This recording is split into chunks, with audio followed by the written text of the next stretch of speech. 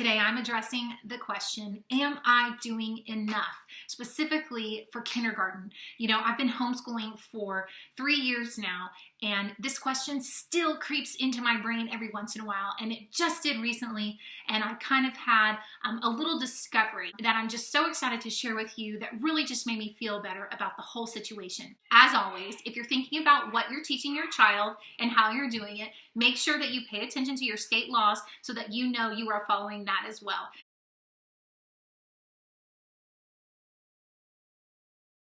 I'm Jamie, and this is Simply Learning Together, where I like to share different things about our homeschool, the simple activities we do, and the experiences that we have. I am a mom of 4, and we've been homeschooling for 3 years. This is my second year to have a kindergarten homeschooler in my home, and it is one of my favorite years. There is so much to learn and so much to play and just so many exciting things to experience alongside your child. Recently, we were doing our school books. I finished them with my kindergartner, and I went to the kitchen to go warm up my coffee, as usual, and I looked at the time and it was 9:15, and I thought to myself, wait a minute, it's 9:15 and we're done with her schoolwork? And immediately I started questioning myself. Oh my goodness, am I doing enough? Did we do enough work? Am I spending enough time with her? Do I need to add more things into our day? And it really got me worked up. A little background about me, I'm a former teacher. So for me to experience homeschool like this in such a short amount of time, compared to when I was in the classroom for an entire day, it's almost mind-boggling. Mind-boggling. How in the world can you get done everything that needs to get done? That's not what we were trained to do.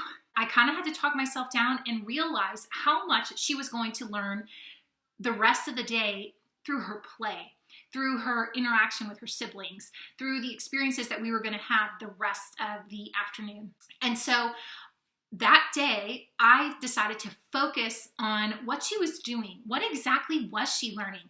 What exactly was happening in that free play that everybody talks about?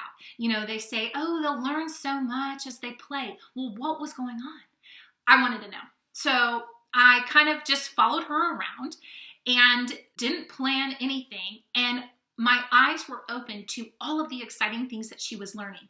Now, because I was with her, there were some things that I could ask her and we could discuss. That's definitely part of it. However, I'm with my children all day long. So for me to be involved in a discussion like that is something that happens all the time. Whether we're in the car or we're playing outside or anything like that, we can have these great discussions that lead to learning experiences. And it's one of the things I just love so much about homeschool. So let's talk about my kindergartner's day. Just to give you a little background on what she's doing school-wise, I can quickly say in the morning we meet together as a family and we do some Bible work. We're using More Than Words from Master Books. We also do some memory work. That amount of time is about 15 minutes, and then my children go and play. When they come back to do their schoolwork, my kindergartner currently has 3 workbooks, and we recently just added the 3rd one. We use Horizons for math. We use a Reason for her handwriting, and we have just begun Explode the Code, which I am really enjoying as well. So those are the books that we're trying to get through. Some days it takes 20 minutes. Some days it takes 45 minutes to an hour.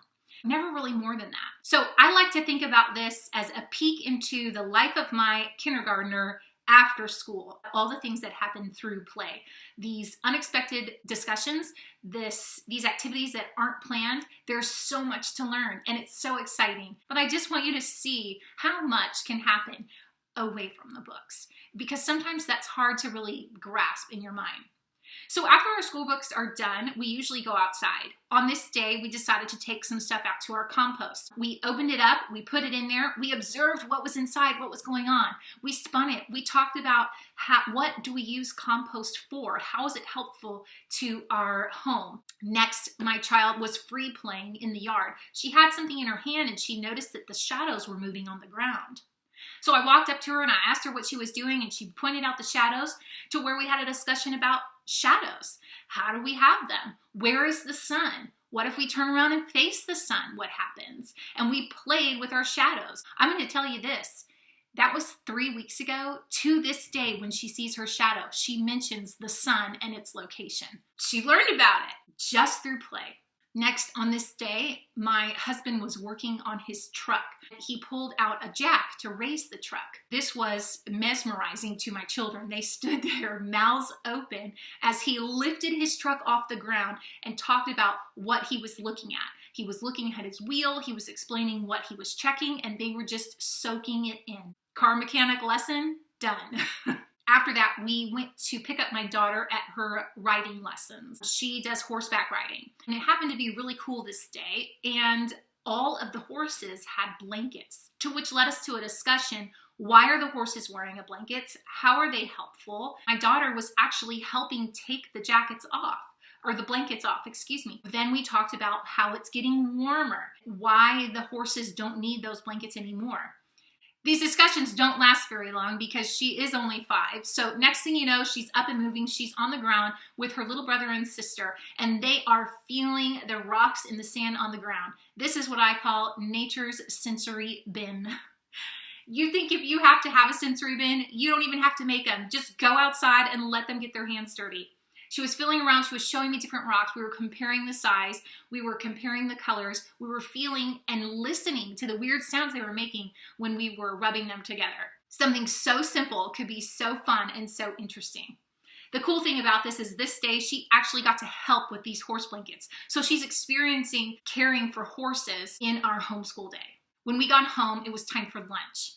That day, I had planned to do peanut butter and jelly. And when I do peanut butter and jelly, my kids like to make their own. For her to be learning how to make her own meal, that right there is a life lesson in itself. After lunch, my 2 oldest children decided to play with these little sticky toys that we have. I think they're called Fruglies or Froglies, but they stick together and they were sticking them to the window, making a playground for their Barbies. That creative learning, that creative building was happening right there. I did not even ask for it to happen. They were putting Barbies in these little swing systems that they were making with these toys.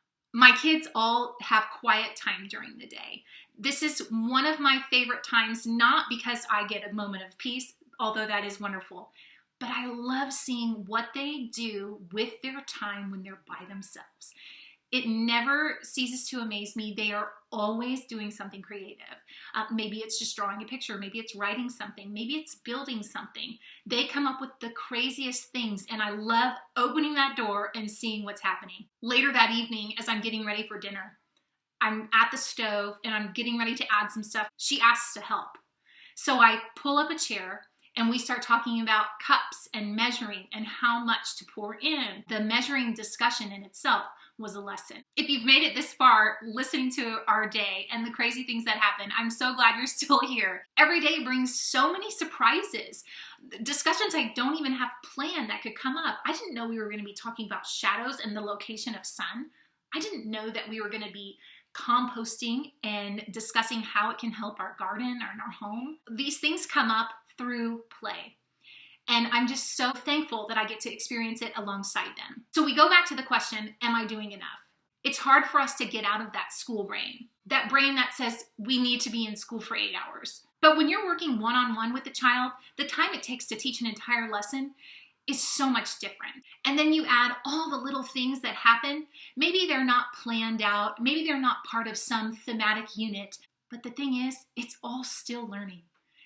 And learning things that are wonderful for her age and experience that she's having that she couldn't have if she was sitting in a classroom. So if you're questioning your kindergarten right now and the time that you're putting into it, I want you to take a minute and I want you to be encouraged to take a day and just focus on what's happening in the play. What discussions could come up?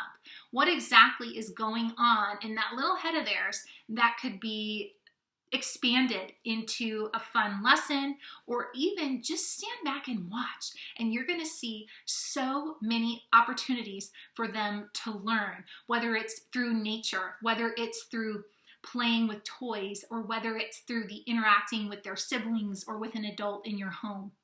You're going to see it. And I can tell you this, it's enough. If you're watching this because you are about to homeschool kindergarten for the first time, congratulations, that's so exciting. My suggestion is start small. Start with the basics. You can always add more later, but just watch the learning that's going to take place without you even trying. If you are in the middle of your year or some part of your year and you're just feeling overwhelmed, just too much stuff to get done and it's hard to do it, if your schedule's kind of taking over, then maybe this might inspire you to do a little less. Make it a little more simple. Cut back a little bit. Just try it for a week. Stick to the core subjects and watch what unfolds through play. So is 30 minutes, 45 minutes, maybe even an hour enough for kindergarten? What it comes down to is this.